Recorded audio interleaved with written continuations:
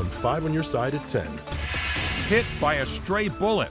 I never really thought something like this would happen. Tonight, a woman recounts her frightening ride home and shares the painful reminder she must now live with. Changing patterns, the wild swings we expect over the next 7 days, and why we expect to track springtime storms for parts of our region next week. First tonight, parents pack a school board meeting in Wentzville amid allegations of retribution against district whistleblowers. More on that in a moment. First tonight, a Jefferson County family is thanking their neighbor for coming to their rescue. Good evening. I'm Mike Bush. And I'm Kelly Jackson. Thanks to his quick actions, he thwarted a home intruder. New tonight, Laura Barcheski talked with both the would-be victims and their neighborhood hero. Mike and Kelly, it happened just about 2 weeks ago. The Miller family says they were extremely lucky their next-door neighbor heard the man trying to break into their home and was able to stop him. DJ LeBrat says it was an average Tuesday night around 8:30 when he and his wife decided to go to bed early when suddenly he heard someone screaming. I couldn't tell what he was saying, but I could tell it wasn't my neighbor. LeBrat says he ran outside to check on his neighbors and saw a man behind their house. And I was asking, hey, what's going on? What's happening? And they were screaming like, hey, some guy's trying to come inside, blah, blah, blah, blah. And so that's when I knew something was way, way wrong at that point. Jamie Miller says the man was banging on their back door, trying to get in their house because he believes someone with a gun was chasing him. We had like a patio table on the deck, and he grabbed it and hit it against the sliding door. So then I'm really screaming at him like, stop, get out of here, you have to go. She says that's when the man took off into LeBrat's yard where he confronted him. Meanwhile, she and her daughter Grace ran into LeBrat's house to call 911 and wait for police. His wife took care of us. She was with Grace and keeping Grace calm. LeBrat ended up having to draw his gun and fight the man off with a baseball bat. And then we were going at it here, and then the cops came around the front yard. And when they came, I kind of backed off of them and let them kind of go. After a bit more of a struggle, officers were able to arrest him. The Millers upgraded their security system after the incident, but are still feeling uneasy, saying Crystal City Police still haven't formally charged the man, and he's out there. The couple times that we've called for an update, they just have said that they haven't finished writing their report yet. Miller says their family is beyond thankful for LeBrat's quick actions and even rewarded him with a new bat after his was taken as evidence. DJ just handled it all and just was really the hero of the night, so. I reached out to Crystal City Police about the incident, but the officer I spoke with wasn't able to give me any of that information tonight, and I had to leave a message with the captain in charge, who still hasn't gotten back to me yet. We'll bring you updates as soon as we get them.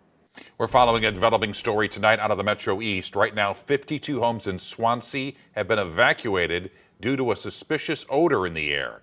The homes are in the area of North 16th Street. Officials tell us testing identified a potential hazard in the sewer line. Hazmat crews with St. Clair County EMS and Illinois EPA are conducting a controlled flush. They'll reassess the situation once that is completed. A man charged in a homicide is dead after a standoff in St. Charles County. Police say Clyde Young shot his girlfriend last night after an argument outside a trucking company in Forestell. She was found shot in the cab of a semi this morning. Police say Young called 911 and then asked to meet them at a gas station off Highway 67 in West Alton.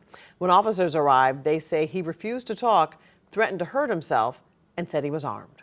Our officers were there at the area trying to negotiate with him for a peaceful surrender. The individual appeared to enter his vehicle. There were shots fired shortly thereafter.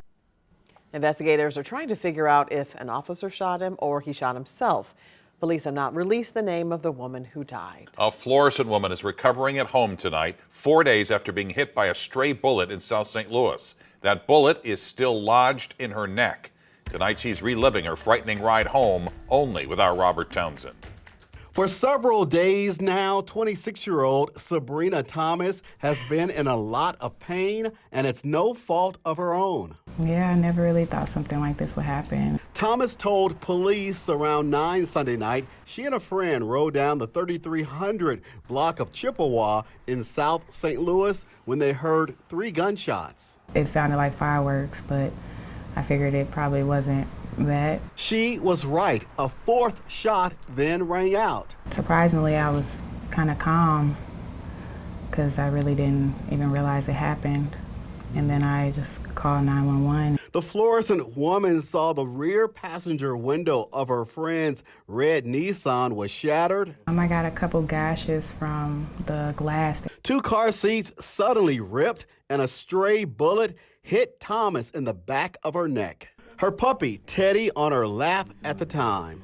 Like my whole neck started to become really numb, and like it felt like it was pain going through the top of my head. I was literally in shock. Sabrina's uninjured friend drove to nearby Gravois Road, where they waited for police and paramedics. Paramedics brought Thomas here to St. Louis University Hospital for treatment. She tells me right now that bullet is still lodged in her neck. Doctors don't want to remove it because it's too close to her spine. I think it's just so sad that you can't even go anywhere now. As a result of the shooting, the young freelance model and private bartender now cannot work. She's relying on her family and faith to get through the uncertain time. I think something really needs to be done. St. Louis is becoming a really violent place. Robert Townsend, 5 on your side. Thomas says she and her friend didn't see anyone or any cars near them when the gunshots rang out.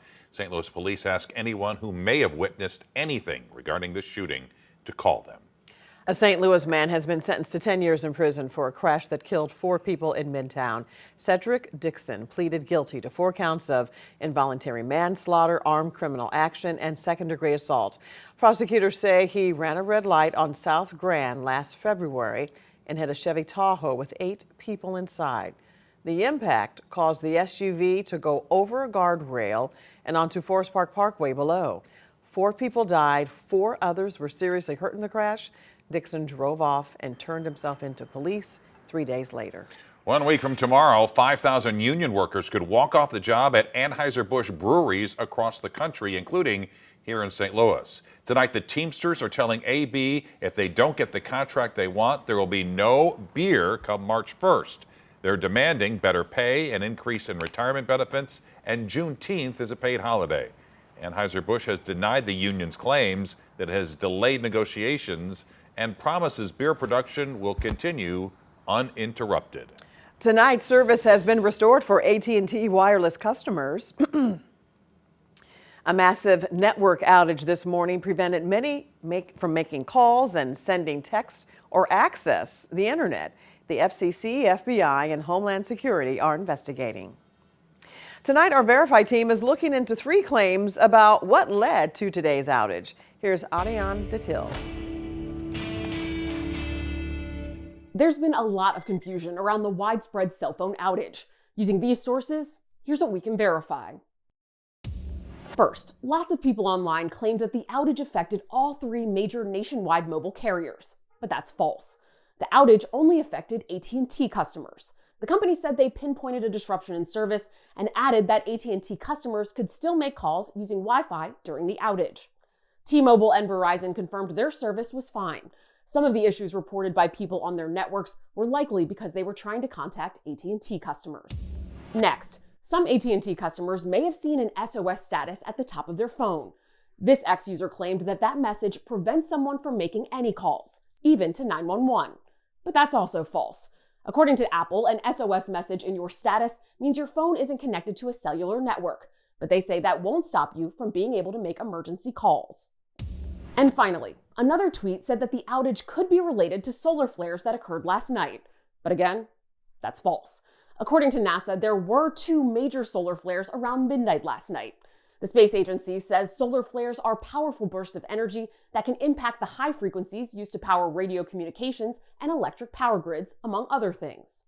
But cell phones work on a different type of frequency, which was not impacted by the flare, according to Charlotte-based meteorologist Brad Panovich and astrophysicist Dr. Ryan French with the British National Solar Observatory.